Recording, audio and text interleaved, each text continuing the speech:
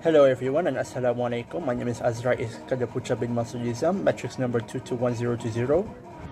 My name is Daniel bin Azraei with the matrix number of 221112. And today, my group will be presenting on MRI machines. In this video, we will go through a few topics related to MRI. First of all, what is MRI and how does it work? Secondly, the usage of MRI in modern day and also the significance of it in the medical field. We will also be discussing the history about where the MRI came from and how was it invented. So we'll see through the video.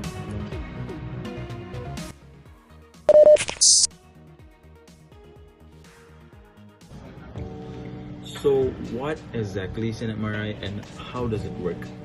So an MRI stands for magnetic resonance imaging. It's a common technique used in hospitals to create detailed images of inside of your body. If you want to get an image of your organs or your tissues, MRI is a common technique used. So it works by using magnetic fields and also computer-generated radio waves to get inside of your body to scan. So what does an MRI look like? If you've ever seen any TV shows or if you've ever went to a hospital, it's the machine where you will lie down and there will be a huge, large tube-shaped machine which you will be sent into. So that's what an MRI is. It cannot be mistaken, honestly. It's very huge and it's tube-shaped. So the way it works is it produces magnetic fields which will realign your water molecules in your body, and once it's realigned, the radio waves will be sent into your body, which then from the realigned atoms in your body, it will produce weak signals or faint signals, which can be used to create cross-sectional images of your body. Just like how you would take a loaf of bread and cut it in half, and you'll see the cross-sectional area in that bread. That's exactly how an MRI scans you. So it's used for the brain, it's used for certain organs in your body, such as the breast, by creating images that can be sliced in half, so sliced in any part, so you can get a detailed view of your body.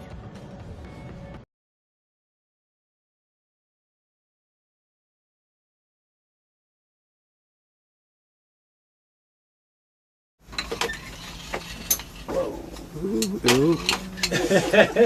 We are at 700. It's a menacing sound. Yeah. 700 pounds. Oh, it's about oh. And we have jumped to 1300. that's exactly Really? Yeah, we have Well, the jumped. most magnetic stuff is right here, still on top of the chair. Whoa. So we're just about to hit the sweet spot. The Keep going. wheel is sitting. Oh, Baby! there we go. Oh my god. What do we got now? No, look at it, 1700. We are at 1700, which is far more than this thing. Are you just relaxing it now? Yeah. Okay, so the there it Oh. goes. Oh, No, it's up to 1800. 1800. It's past 2000. I'm past 2000. The history of MRI includes the work of many researchers who contributed to the discovery of NMR and described the underlying physics of magnetic resonance imaging. Starting early in the 20th century, MR imaging was invented by Paul C. Lauterbur, who developed a mechanism to encode special information into an NMR signal using magnetic field gradients in September 1971. He published the theory behind it in March 1973. The factors leading to image contrast had been described nearly 20 years earlier by physician and scientist Eric Oldeblad and Gunnar Lindström. Among many other researchers in the late 1970s and 1980s, Peter Mansfield further refined the techniques used in MR image acquisition and processing, and in 2003, he and Lauterbur were awarded the Nobel Prize in Physiology or Medicine for their contributions to the development of MRI. The first clinical MRI scanners were installed in the early 1980s, and significant development of the technology followed in the decades since, leading to its widespread use in medicine today. 1982 at the Bowman Gray meeting, Roger and I went, and he presented his work, or some of his work, on the application of very fast EPI, and he showed what was the world's first movie image of a live rabbit, and you could see its heart beating in real time.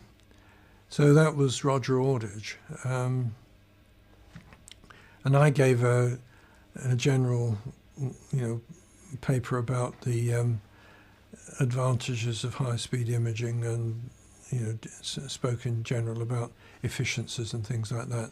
It wasn't, terribly important. The important stuff was what Roger gave. The advance was really, one of these part of this incremental process where he put together an EPI sequence and actually made it work, running, not taking one frame, but taking a series of frames. So, EPI takes a snapshot image in, say, 20 milliseconds or whatever. You can then repeat that and take another image.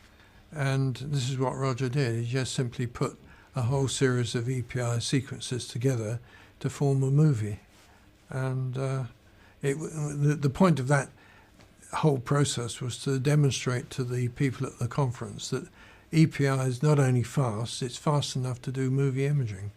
And he showed what was basically the world's first MRI movie. Now we're moving on to the modern usage and the importance of the MRI machine.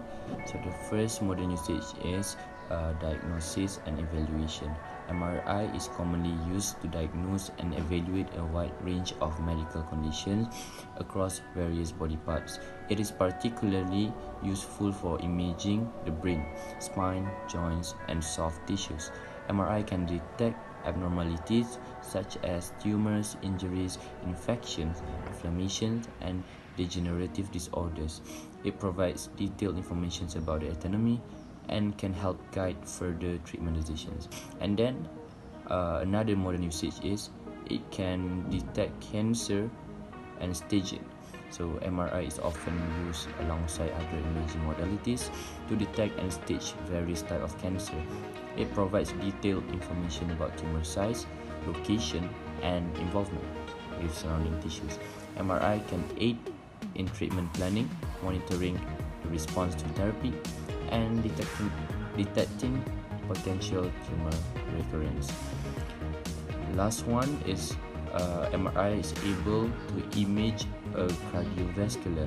MRI techniques such as magnetic resonance angiography, MRA, and cardiac MRI have revolutionized the assessments of cardiovascular disease. They can visualize the heart, blood vessel, and blood flow patterns without using ionizing radiation. MRI help diagnose conditions like heart defects, blockage, aneurysm, and assess heart function, myocardial viability, and tissue damage after a heart attack. So, what is the importance of MRI?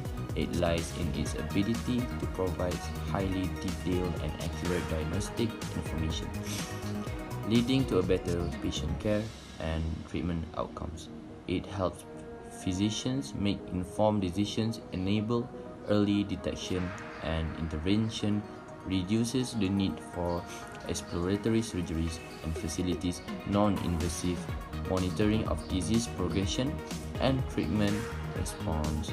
Additionally, MRI has significantly contributed to medical research, advancing our understanding of various diseases and their mechanism. Thank you.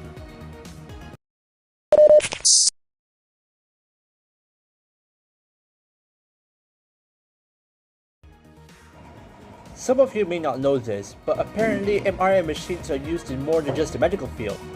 For example, in the industrial field, MRI machines are often used for routine chemical analysis.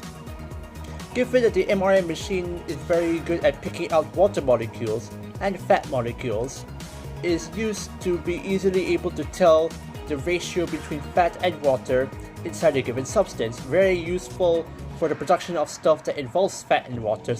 Not only that, but MRI machines have also been proven very useful in studying the anatomy of plants. In this image over here, what we are seeing is an MRI scan of a plant's root system.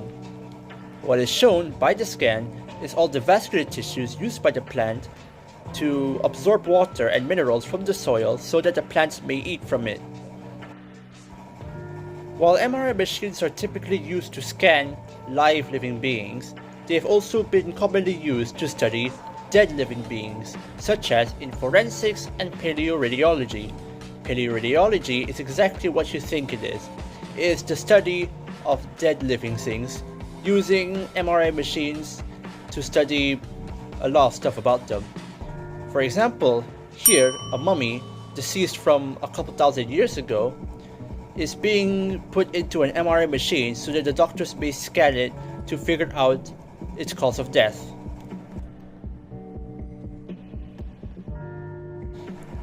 That is about everything from my group for this presentation. Thank you for listening.